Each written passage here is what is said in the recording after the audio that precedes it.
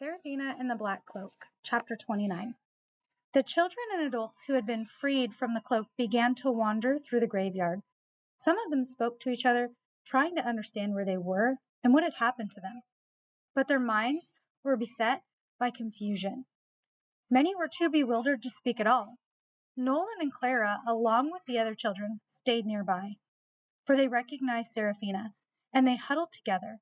But many of the adults wandered off, trying to remember their lives and their families. One man stood staring at a gravestone. "That's me," he said in shock. "That's my name. My wife and children must have thought I died." Serafina understood now why some of the graves in the graveyard had no bodies, but she still didn't understand how the woman standing before her could be her mother. "What happened to you?" she asked. The stars glistened in her mother's mesmerizing eyes. "I am a catamount, Serafina," she said, her breath filling the icy air as she spoke. "My soul has two halves." Serafina breathed slowly in and out, trying to comprehend what her mother was saying, but it made no sense. "Come," Leandra said gently, touching her arm. "Sit here with me for a moment." They sat on the ground beside the pedestal of the stone angel, facing each other. "I once lived in a village near here. I was a normal human woman, but I could also change shape into a mountain lion whenever I wished to." As Serafina listened to her mother's story, everything else fell away. The cold air, the gravestones, the other victims of the cloak. Everything disappeared except the quiet, soothing tone of her mother's voice. "I was married to a man who I loved dearly, and we were going to start a family. I was pregnant. He, too, was a catamount, and we spent much of our time together out here in the forest, running and hunting." As her mother spoke, she gently wiped away the snow that was falling onto Serafina's hair. But those were difficult times for all of us. The forest in this area was dying, twisted and withered by an evil force. Serafina looked over at the remnants of the black cloak and the scorch marks on the ground. "One day," Leandra continued, "I was walking down a path in human form, and I was attacked by an unimaginable darkness." "The man in the black cloak?" Serafina whispered. "During the battle, he wrapped his cloak around me. I fought for my life, but he was far too strong. My husband heard me screaming and came running. He, too, began to fight, but we were losing. I saw the man in the black cloak strike your father down in a matter of seconds. I was going to be overcome in the cloak's black folds. I was terrified. I feared for the lives of the babies inside me. I tried to change into a mountain lion to fight him with tooth and claw, but in that instant, the cloak sucked in the human part of my soul. I kept fighting, as fierce as any mother lion has ever fought, and I finally escaped and fled, but the cloak had torn me asunder." "I don't understand," Serafina cried. "What do you mean? What is asunder?" "The black cloak tore me apart, Serafina. It absorbed the human part of my soul, for that was its purpose, but it had never encountered a catamount before." "So you were stuck in your lion form?" Serafina said in amazement. "Yes," Leandra said, her voice ragged. "I became sick with grief. I couldn't find your father and feared that he was dead. My soul, my body, my love, they had all been torn apart, shredded to pieces. I did not want to live." Her mother's voice faltered from a whisper to nothing at all. But Serafina moved closer to her. "But you were pregnant," she said, urging her to continue. "That's right," her mother said, lifting her head. "I was pregnant. That was the only thing that kept me going. I gave birth a few months later, but it was not as it should have been. You were the only one of my 4 children to survive, and I did not know if you would make it through the night. And what was I to do from here? You were human, and I was not. How could I care for a human baby?" "What happened next?" Serafina pleaded. "That same night, I heard the steps of a man walking through the forest," her mother said. "Thinking him an enemy, I almost killed him.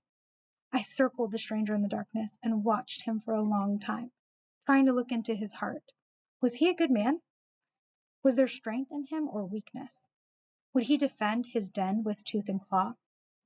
This was not your true father, but he was a human being, and he was the only choice I had.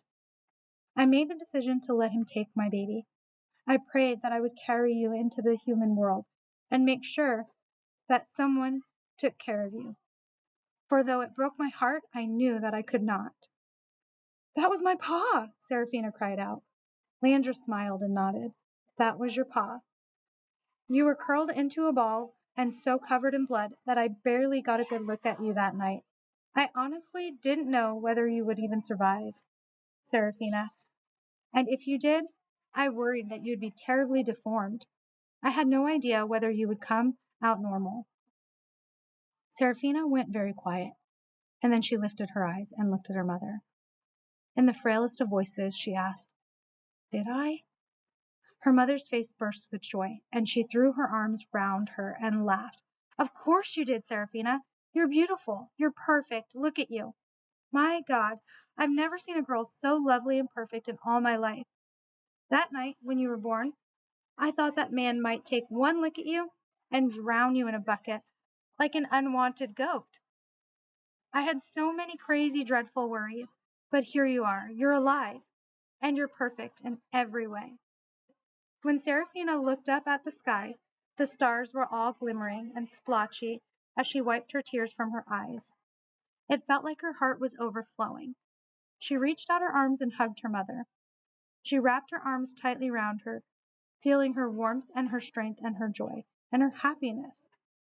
And her mother held her close, almost purring. Tears fell from their cheeks. And the little cubs, Serafina's half-brother and half-sister, tumbled around their feet, joining in the family reunion. I can see that your pa raised you well, Serafina, her mother said, separating them a little bit and looking into her face. When I saw you the first time here in the cemetery, I thought you were an intruder, and I attacked out of pure instinct. After 12 years, I was far more animal than I was anything else. It wasn't until tonight, when I saw your eyes up close, that I slowly began to realize who you were.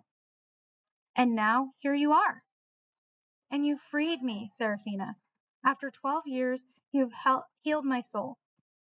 Do you realize that? I'm whole again because of you. I have arms, I have hands, I can laugh, and I can kiss you. You saved me. And just look at you. You're the most perfect kitten I could have ever hoped for. You're fierce of heart and sharp of claw and fast and beautiful.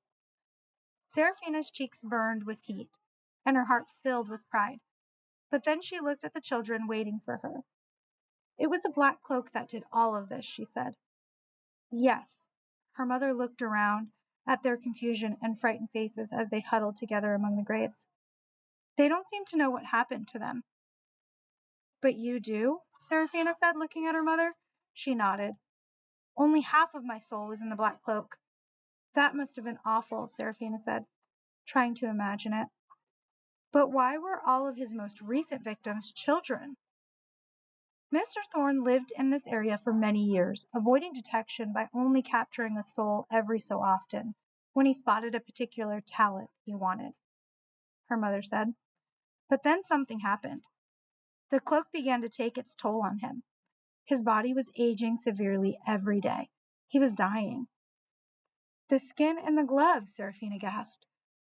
He started stealing the souls of children, not just because they had the talents he wanted, but because they had the one thing he most desperately needed. They were young, Serafina said. But how did you learn all of this? Her mother stood and brought Serafina to her feet with her. There is much for us to talk about, Serafina, she said, but we need to get these children home to their parents.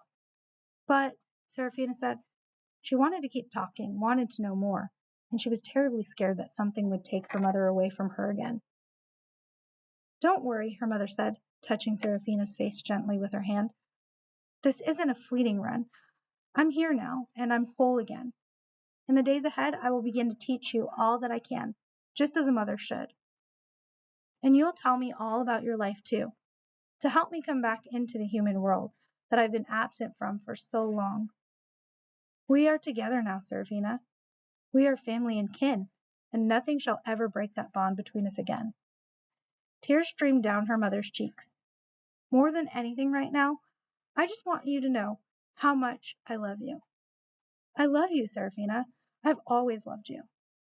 "I love you too, Mama," she said, her voice cracking as she wrapped her arms around her and wept in her mother's arms.